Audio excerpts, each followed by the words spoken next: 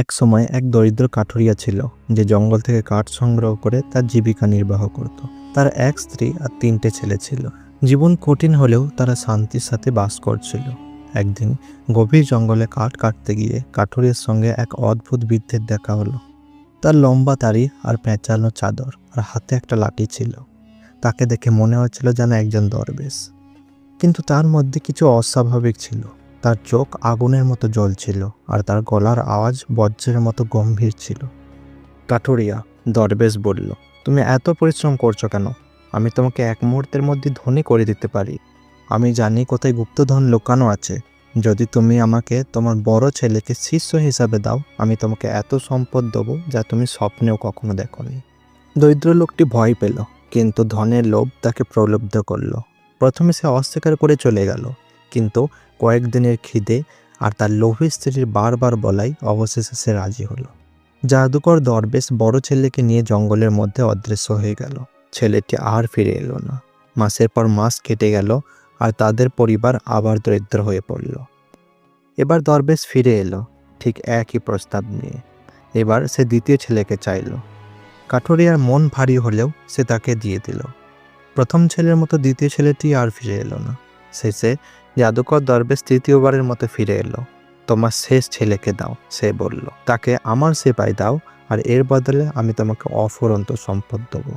কাঠুরিয়ার হৃদয় ভেঙে গেল, কিন্তু তার স্ত্রী লোভে অন্ধ হয়ে তাকে রাজি করালো। দরবেশ ছোট ছেলেকেও নিয়ে চলে গেল, কিন্তু এই ছেলে ছিল আলাদা। সে ছিল চালাক, তীক্ষ্ণদৃষ্টি আর খুবই সাহসী। দরবেশ তাকে পাহাড়ের এক নির্জন গুহায় নিয়ে গেল, যেখানে সে তাকে মন্ত্র, জাদু আর অদ্ভুত গোপন জিনিস শেখাতে শুরু করলো। কিন্তু ছেলেটি শীঘ্রই বুঝতে পারল এ কোনো পবিত্র মানুষ নয়, বরং এক কালো জাদুকর, যে অন্ধকার জাদু ব্যবহার করে তার ক্ষমতা অর্জন করে। ছেলেটি তার সব কথা মানার ভান করল, কিন্তু মনে মনে সে একটাই প্রতিজ্ঞা করল, আমি এই কালো জাদুকরকে বুদ্ধিতে হারাবো, আর নয়তো আমি এখানেই মরে যাব। ছেলেটি জাদুকরের গুহায় থাকলো। সে অনেক কিছু শিখল, কিভাবে পাখিদের আদেশ করতে হয়, কিভাবে এক কথায় তালা খুলতে হয়, বাতাসকে শীষ দিয়ে কিভাবে ডাকতে হয়। জাদুকর খুশি হলো, কারণ ছেলেটি তার ভাইদের চেয়ে বেশি চটপটে আর তীক্ষ্ণ ছিল। কিন্তু ছেলেটি কখনো বলেনি সে কেন সেখানে আছে। সে জানতে চাইল যে তার 2 ভাইয়ের, যার আগে এসেছিল, তাদের সাথে কি হয়েছে। একদিন জাদুকর বলল, আজ তুমি আমার জন্য জল আনবে। এই কলসি নাও, কিন্তু সাবধান, 1 ফোঁটা জলও যদি মাটিতে পড়ে তুমি সেখানেই শেষ হয়ে যাবে। ছেলেটি মাথা নাড়ল, কিন্তু ঝর্ণা যাওয়ার পরিবর্তে সে গুহায় এক জায়গায় লুকিয়ে থাকলো। সেখানে একটি পর্দার পেছনে সে 2টি পাথরের মূর্তি দেখতে পেল। কাছে গিয়ে দেখল সেগুলো মূর্তি নয়, সেগুলো ছিল তার সেই 2 ভাই যারা আগে এসেছিল, যাদের জাদুকর মন্ত্রের দ্বারা পাথরে পরিণত করেছিল। ছেলেটির হৃদয় ব্যথায় ভরে গেল, কিন্তু সে কোনো রকমে চুপ রইল। সেই রাতে জাদুকর যখন ঘুমিয়ে পড়ল, ছেলেটি তার কাছে গিয়ে শুনল জাদুকর ঘুমের মধ্যে কিছু বিড়বিড় করছে আর বলছে, শুধু জীবনের জলই তার মন্ত্রকে ভাঙতে পারে, কিন্তু কেউই তা আগুনের পুকুর থেকে আনতে পারবে না। ছেলেটি মনে মনে হাসল, এখন সে জানতো কি করতে হবে। পরের দিন সে প্রতিটি আদেশ পালন করার ভান করল। জাদুকরের প্রতি বিশ্বস্ততা দেখালো, কিন্তু মনে মনে পালানোর পরিকল্পনাও সে করল। যখন জাদুকর তাকে আবার জল আনতে পাঠালো, ছেলেটি গোপনে শেখা একটি মন্ত্র ব্যবহার করলো। সে বাতাসের কাছে ফিস ফিস করলো, আর বাতাস তাকে পাহাড়ের ওপারে আগুনের কূপে নিয়ে গেল। সেখানে উঁচু আগুনের শিখা পবিত্র জলকে পাহারা দিচ্ছিল। কিন্তু ছেলেটি চালাক ছিল। সে মাথা থেকে তার 3টি চুল তুলল আর সেগুলির ওপর ফোঁ দিল, আর সেগুলি 3টি সাদা পায়রায় পরিণত হলো, যারা আগুনের শিখার চারপাশে উড়ল আর শিখাগুলিকে বিভ্রান্ত করলো। আর সেই তালে ছেলেটি তার কলসিতে জীবনের জল ভরে নিল। সে জাদুকরের নজরে পড়ার আগেই গুহায় ফিরে এলো। সেই রাতে জাদুকর যখন গভীর ঘুমে ছিল, ছেলেটি জীবনের জলে 2টি ফোঁটা পাথরের ওপর ছড়ালো, আর তৎক্ষণাৎ তার ভাইরা জীবিত হয়ে উঠল। তারা তাকে জড়িয়ে ধরে আনন্দে কাঁদতে লাগলো, কিন্তু ছেলেটি ঠোঁটে আঙুল রেখে বলল, চুপ, এখন আমাদের সময় আসেনি। কাল আমরা জাদুকরকে পরাজিত করব। পরদিন সকালে জাদুকর দরবেশ জেগে উঠল। সে তার হাত পা ছড়িয়ে গুহার চারপাশে তাকালো, আর হঠাৎ থমকে গেল। তার চোখ রাগে জ্বলে উঠল। 2 ভাই জীবিত হয়ে দাঁড়িয়েছিল, আর তারা তাকে ধন্যবাদ জানাচ্ছিল। তোরা আমার মন্ত্র ভাঙা সাহস করলি? জাদুকর গর্জে উঠল। তার কণ্ঠে গুহার দেওয়ালও কেঁপে উঠল। অকৃতজ্ঞ কীট, আমি তোদের আশ্রয় দিয়েছি, জাদু শিখিয়েছি আর এইভাবে তুই আমার তার প্রতিদান দিচ্ছিস? ছোট ছেলেটি সাহসের সঙ্গে এগিয়ে এলো। তুমি আমাদেরকে অনেক কিছু শিখিয়েছো, এটা সত্য, সে বলল। কিন্তু আমাকে তোমার দাস বানানোর জন্য যথেষ্ট নয়। তোমার বদমাইশি এখানেই শেষ। জাদুকরের দাড়ি কাঁপতে লাগলো। সে তার লাঠি তুলে একটি মন্ত্র উচ্চারণ করলো আর তৎক্ষণাৎ গুহাটি আগুনের সাপে ভরে গেল, যারা হিস হিস করতে করতে ভাইদের দিকে এগিয়ে যাচ্ছিল। কিন্তু ছোট ছেলেটি প্রস্তুত ছিল। সে জীবনের জলের এক ফোঁটা তাদের ওপর ছুঁড়ে দিল আর তৎক্ষণাৎ সাপগুলো ধোঁয়ায় পরিণত হয়ে গেল।